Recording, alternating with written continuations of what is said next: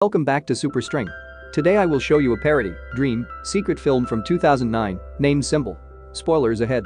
Look out and fare thee well. A Japanese man wearing exceptionally vivid night robe awakens in a white, void room without any entryways or windows, and no obvious roof. At the point when he moves toward one of the dividers for a more critical look, he finds something exceptional standing out of it, a projection formed like a male part.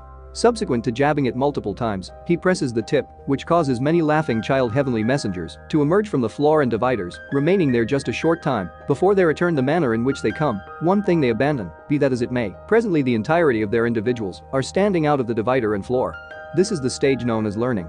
As he sniffs the finger he used to touch the unusually formed button, the man shouts in dread, trailed by shouting out and asking for help from whoever might be near, without any result. He chooses to begin squeezing the different buttons to see what occurs, and each time he does, an alternate irregular item falls into the room, from a little toothbrush to a major jar. By squeezing a similar button once more, he is given a similar item, and that is the manner by which his testing of this idea on one specific button provides him with a major heap of chopsticks. His entertainment is brief, be that as it may, when he presses the button close to the chopstick one, and a little truck emerges from the divider and hits him on the legs. The following button he presses in the wake of shouting out in torment changes into a butt, which passes gas all over. Hours after the fact, the man has amassed an enormous assortment of irregular items in the room, and when he tosses the ball at the divider, it presses a button that gifts him sushi. This invigorates him since he's been getting eager, however he understands that he's missing soy sauce.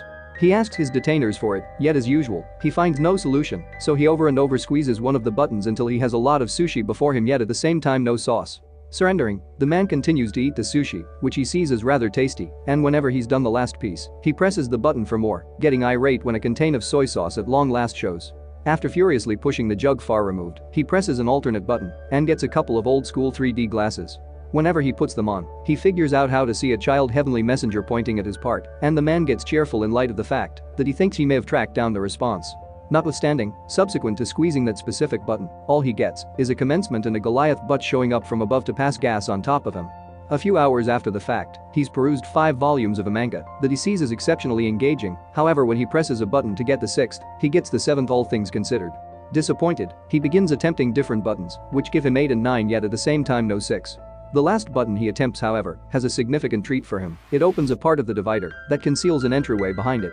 The man commends this disclosure, however in his fervor, he forgets about which button is the one that opens the exit. He attempts one aimlessly and incredibly sees an African tribesman run from one divider to another. The following one makes water fall on his head. The third one ends up being the one he really wants, and when the divider opens, he hurries to it just to see it close all over. Subsequent attempt closes the same way, and it's then he understands that the entryway stays open as long as the part tip is down, so he begins evaluating various ways of accomplishing it. In the first place, he goes for a sprinter position, squeezing it with his foot. Then, he hits it with a fly swatter from beyond what many would consider possible, trusting the distance will have an effect in his running time. None of these work, and neither do pulling it with a bouncing rope or hitting it with the air sent by a fan. His following arrangement is to get on the truck and press it in the wake of squeezing the button, yet after a couple of attempts, he comes to acknowledge he just has zero control over it. What he wants to do is figure out how to keep the button tipped down. He puts the immense container on top of it, however the button figures out how to stick back up once more, so the man arrives at the resolution that he really wants to fill the jar to make it heavier. To start with, he attempts the water button, yet all the same it's silly, regardless of how enthusiastically he attempts to divert the water, it just falls on him, and no place else. His next endeavor includes filling the container with sushi, yet it turns out to be so weighty he couldn't actually get it. The neck of the jar is additionally excessively limited for his hand to go through, so the man has no other decision except for to utilize chopsticks and eliminate a lot of sushi piece by piece. Minutes after the fact, whenever he's eliminated enough, he figures out how to scarcely get the jar, so he does precisely that and takes it nearer to the buttons. At the point when he arrives, he winds up putting down the jar on the floor since he has lost which button it was once more, and when he attempts one, the African tribesman comes out and incidentally finds the base, making it break into equal parts. This sends the man over the edge, who, as he blows a gasket and shouts relentless, observes the right button and starts covering it with sushi. This, obviously, doesn't work either, and the little part springs up among the rice. Then the man has a go at covering the button with tape, trailed by tape in addition to a steel plate, however nothing works. In the wake of taking a few pain relievers to manage the aggravation brought about by the entryway each time it hits him on his back and a rest too, the man needs to wash his teeth, so he presses a button to get water. It was some unacceptable button, however, and this one uncovers a rope tumbling from the roof. This quickly further develops his temperament since it gives him a thought for another arrangement. He opens the entryway, then, at that point, utilizes the rope to swing himself across the room and make it before the entryway closes. Tragically, when he attempts to open the entryway behind the phony divider, he finds it's locked. He gets back to the room without a moment to spare before the entryway closes, despite the fact that it figures out how to hit him on out in any case, and in disappointment, he kicks the divider, actuating one of the buttons and uncovering the vital drifting in the room. Like it occurs with the entryway, however, it disappears when the button advantages out once more, so the man should figure out how to keep both the key in the room and the entryway open. In the first place, in any case, he really wants to find the button once more, since he got diverted and lost it. By noticing pretty much where his foot would have landed when he kicked the divider, he picks a button just to get a canine emerging from the divider to bark at him. The equivalent occurs with the following button, however fortunately, the third attempt is fruitful. While keeping his eyes and a pointing hand at the button, the man strolls in reverse and snatches a piece of sushi fish that he returns to the divider to stamp the right button with. At the point when he squeezes it, be that as it may, once more, the canine comes out.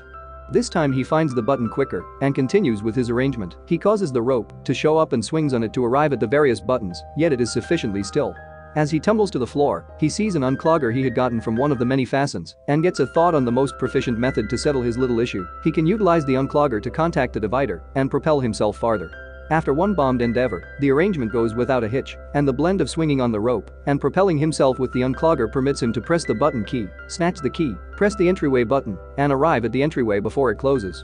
He burns through no time and embeds the key in the lock, rapidly turning it. However, when he attempts to open the entryway, he tracks down an awful shock. It likewise has a different lock on the top that requires 3 numbers to open it. The man surges out, getting hit by the entryway as it closes, and in disappointment, he tosses the unclogger at the contrary divider, initiating the button that delivers the African tribesman. As he watches him stroll by, he understands something. There are 3 numbers painted on his brow, which should be the mix he wants. Since the time behind the entryway is restricted, the man goes through the method involved with doing the entire swinging on the rope and hopping bargain multiple times, 1 for each number to be placed in. The third time, he remains there and opens the entryway, which is a piece adhered, and he needs to push extra difficult to open it. At the point when he at last figures out how to do as such, the piece of divider behind him closes, leaving him caught and without adequate space to wrap up opening the entryway. Crushed, the man sits on the floor and starts crying, recalling all the great he had with the items he had gotten from the buttons. He had been locked there as well, yet basically he had space to move and amusement, and presently he understands he didn't see the value in what he had while he could. Out of nowhere, he feels a breeze all over coming from the left divider. When he contacts it, he observes a break that shows it's a phony. He burns through no time and pushes the board open prior to running out of there, before long arriving at a baffling foyer drifting in a completely dark region. It seems like he spends an unending length of time running towards an exit, and when he at last comes to a room, his hair is longer and the shades of his pajama have blurred. This room is additionally vacant, and the entryway he involves closes when he enters. However, rather than child heavenly messengers, here there are grown-up ones who likewise vanish into the divider and just pass on out their individuals to be utilized as buttons. This is the stage known as practice. In the interim, in a city in Mexico, little Antonio's family is stressed in light of the fact that the dad, a grappler known as Escargot Man, is acting more distantly than expected. His better half figures it very well might be on the grounds that this next rival is a lot more youthful than him, yet the granddad calls attention to that. What is important is insight, not youth. Escargot Man is gotten by his girl sister Karen on her truck, and she drives him to the wrestling ring so he can begin preparing early, which incorporates changing garments and appealing to the Virgin. At school, Antonio is being tormented by his cohorts for wagering on Escargot Man, calling him a feeble washout. As the ideal opportunity for the match to begin draws near, Sister Karen takes her van once more and gets Antonio and their granddad to take them to see Escargot Man in real life. Karen doesn't remain, however, and Antonio and his granddad discover a portion of the last seats for themselves just before the show starts. The main group that enters the ring are the Northern Tough Ones, shaped by Super Demon and Tequila Joe. Then Escargot Man and his accomplice Silver Eagle come in under the group name Kiss Me A Lot. Silver Eagle is the first to battle for his group with a splendid start, however he's before long overwhelmed when the Northern Tough Ones battle him together rather than one-on-one. They continue motioning at Escargot Man, requesting that he join the battle, however he won't do as such until Silver Eagle pulls a stunt to make Super Demon and Tequila Joe hit one another, permitting him to get away. Escargot Man is immediately overwhelmed also. Be that as it may, when his adversary is going to hit him with a seat, the man in the baffling room presses a part button and causes Escargot Man to broaden his neck and take out the 2 rivals with a hit of his head mysteriously. In the room, nothing occurs, which calls the man's consideration, so he continues squeezing a similar button, causing Escargot Man to take out Silver Eagle, the arbitrator, Antonio, and, surprisingly, the chime. Seeing no outcomes, the man begins evaluating various buttons. One makes the vocalist of a metal band inhale fire over his crowd during a show in Los Angeles. Different causes a Russian entertainer to bomb his stunt when he attempts to make his partner vanish, and the third one makes a man in China bark at his own canines. The man is going to surrender when he sees some light coming from a higher place and notification that not at all like the last room, here there is no roof, and he can see the holy messengers zooming around somewhere far off. He chooses to have a go at something totally new this time. Rather than squeezing the part fastens, he will utilize them to climb the dividers. It works, and each time he snatches a button with his hands or steps on them with his feet, something astounding on Earth occurs, from blossoms blooming to an elephant passing on. The most elevated he goes, the more mind-boggling the impacts become. It's not just nature any longer, there is additionally humankind, and both the little and the large things, similar to a toaster oven and arriving on the moon. When he comes to the top, both the man's hair and facial hair had become long, and he doesn't have to clutch the divider any longer. Presently he can drift also, very much like the heavenly messengers, and utilizing all his experience acquired from the preparation at the past rooms, he embraces his job of God and starts picking humankind's greatest hits intentionally, rather than arbitrarily pressing buttons. When he's done, he's encircled by feathers rather than dividers, and he enters a gleaming entryway that takes him to the last room. This one has the continents on its dividers and a gigantic part button that the man is going to press. This is the stage known as future.